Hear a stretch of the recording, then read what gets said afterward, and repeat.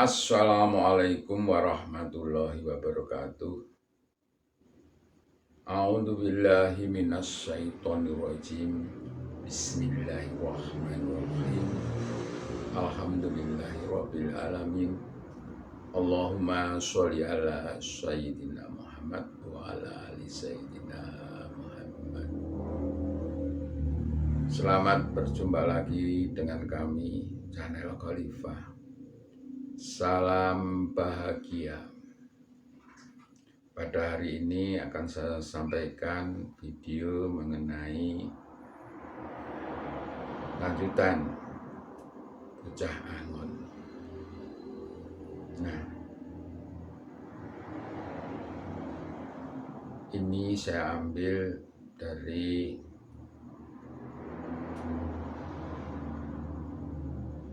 tembang yang digubah oleh seorang wali, yaitu Sunan Kalijogo. Nah, tembangnya seperti ini, baitnya saja, yaitu Caangon, caangon, penekno blimbing kuwi, lunyu-lunyu, ya penekno, kanggo mesut tetetira. Tetetira, tetetira, kumitir pedahing pinggir.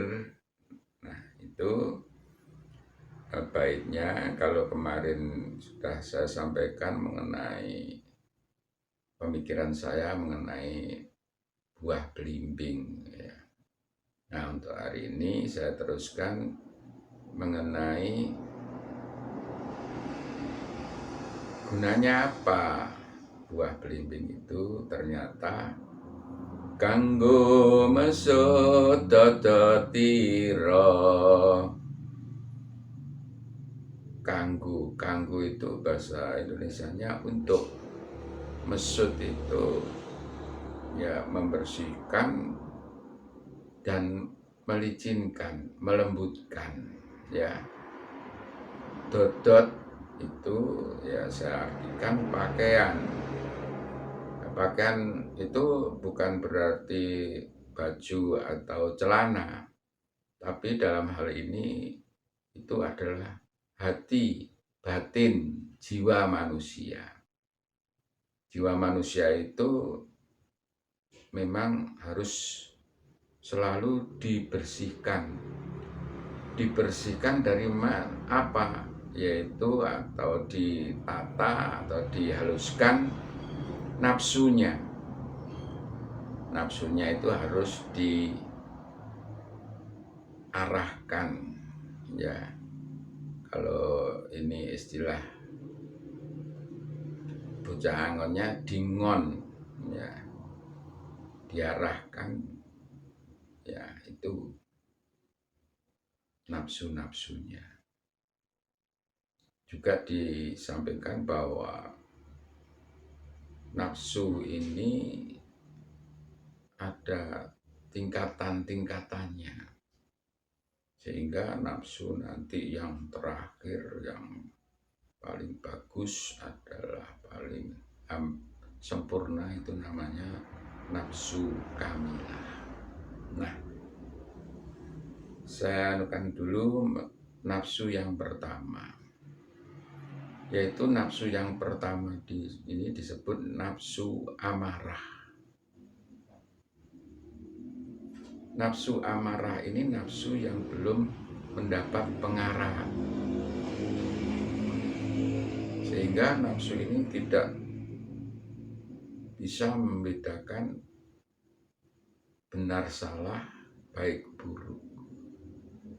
Menurut dia, semua apa yang dia lakukan itu benar, bukan baik buruk, tapi benar untuk dirinya sendiri.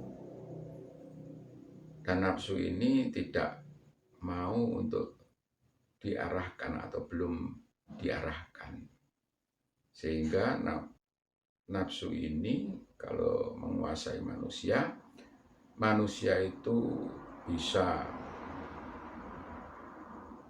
membunuh sesamanya, kalau lebih besar menjajah orang lain, ini nafsunya nafsu amarah.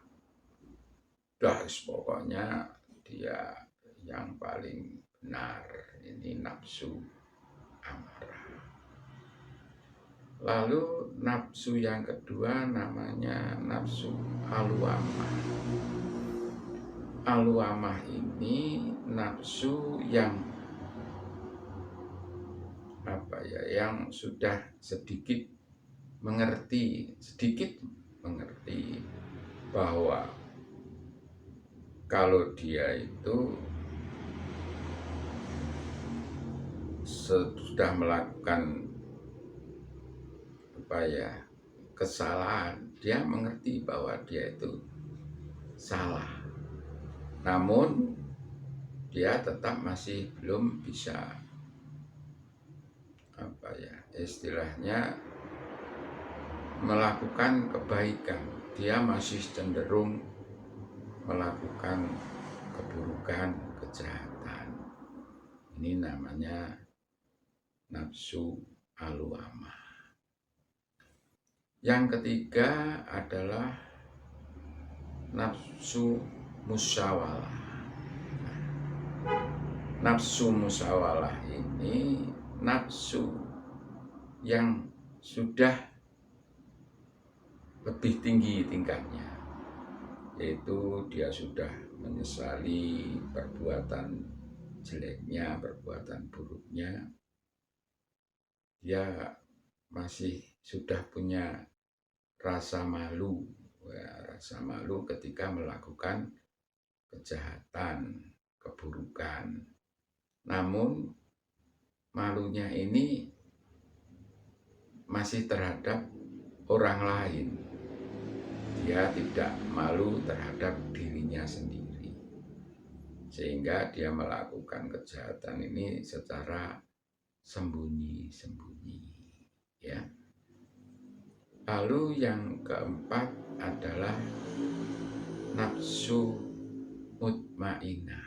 Nah, ini nafsu yang sudah lebih tinggi, nafsu yang sudah baik, nafsu yang sudah bisa diajak omong, bisa menerima saran, bisa menerima kebaikan-kebaikan dari orang lain. Sehingga nafsu ini sudah nafsu kalau ada juga orang yang mengatakan nafsu ini sudah nafsu yang tenang. Kalau di dalam istilah ternak, kuda aja. Kuda itu ada yang liar dan ada yang sudah jinak. Nah, ini sudah jinak, nafsunya seperti sudah jinak sehingga bisa dikendalikan. Tidak sulit mengendalikan nafsu mutmainah ini karena sudah tenang. Lalu apa nafsu yang selanjutnya? Yaitu nafsu yang disebut mulhamah. Ya, nafsu mulhamah. Ya, nafsu yang sudah mudah menerima ilham-ilham, bisikan-bisikan dari segala penjuru mengenai kebaikan, sehingga ini sudah sangat mudah menerima getaran-getaran daripada kehidupan ini, sehingga sudah agak waskito lah orang ini, ya, sudah gampang mendapat ilham, sudah mudah menerima saran, sudah mudah memilahkan mana yang baik dan mana yang buruk. Ya, yang keenam, nafsu ini nafsu rodiyah. Nah, nafsu rodiyah ini tingkatannya sudah tinggi sekali, ya sudah tinggi lah. Karena apa? Dia sudah sangat ridho terhadap apa yang diberikan oleh Allah kepada dia. Dia sangat ridho, sehingga dia menjalankan kehidupan ini sudah apa ya istilahnya, ya apa yang diberikan kepada Allah dijalani dengan ikhlas karena ridho. Ya. Keridhoan dia itu membuat hidupnya ya seperti itu. Bagaimana toh kalau orang sudah diridhoi itu? Kalau orang sudah diridhoi itu, apa yang dia hajatkan itu karena mendapat ridho itu ya sangat mudah untuk dikabulkan. Sehingga kalau misalnya dia karena sudah mendapat ridho Allah, dia itu mempunyai apa ya istilahnya ilmu mengenai pengobatan ya, sehingga apa yang dia sampaikan ketika ada orang sakit terus dia hanya mengatakan, ini minum air ini ya, semoga Allah memberi kesembuhan, hanya ditiup airnya. Nah, seperti itu, karena dia mendapat ridho Allah, apapun medianya insya Allah dikabulkan. Ya, ridho karena dia ridho. Nah, selanjutnya yaitu mengenai yang ketujuh, yaitu nafsu mardiyah. Nafsu mardiyah ini sudah ini karena tadi kalau tadi dia ridho kepada Allah, apapun yang diberikan dia terima. Sekarang dibalik, yaitu mardiyah, orang-orang yang sudah diridhoi. Kalau tadi dia meridho, sekarang diridhoi ya. Nah, bagaimana orang yang sudah diridhoi oleh pencipta alam semesta ini? Tentu kehidupannya sudah ya istilahnya di atas manusia biasa karena dia sudah diridhoi. Selanjutnya yang ke-8 yaitu nafsu kamilah. Nah, ini nafsu ke-8 ini nafsu yang paling tinggi, nafsu yang sempurna. Nafsu ini adalah ketika kita lihat bahwa ada orang-orang yang sudah tatarannya ini, orang ini bisa memberikan pencerahan, bisa memberikan tuntunan kepada orang lain karena dia sudah dituntun oleh Allah Ta'ala melalui firman-firmannya. Jadi dia mengikuti firman-firman Allah, sehingga itu tuntunannya oleh Allah itu sudah ada, yaitu melalui firman-firmannya.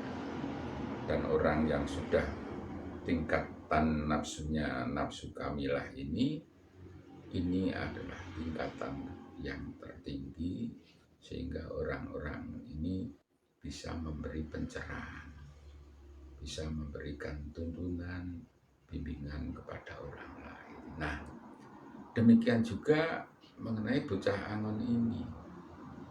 Dia itu apa ya? Sekarang itu dia belajar menggembalakan nafsunya itu. Jadi dia gembalakan, dia tuntun nafsu-nafsunya itu sehingga nanti pada akhirnya dia akan mencapai nafsu kamilah.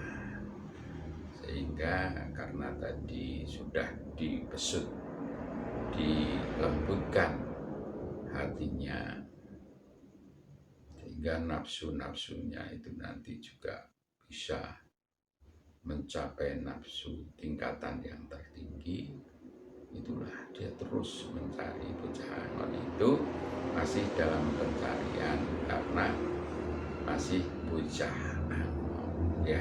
Bocah Angon ini nanti suatu saat akan, kalau sudah dia ilmunya tuntas dan dia istilah sudah dewasa, maka dia akan menjadi seorang kasatria. Nah, itu saja untuk hari ini videonya, yaitu mengenai Mesut Dodot ya. Mesut Dodot itu melembutkan hati dengan mengembalakan nafsu yang ada di diri kita ya. Baiklah, untuk hari ini itu saja videonya.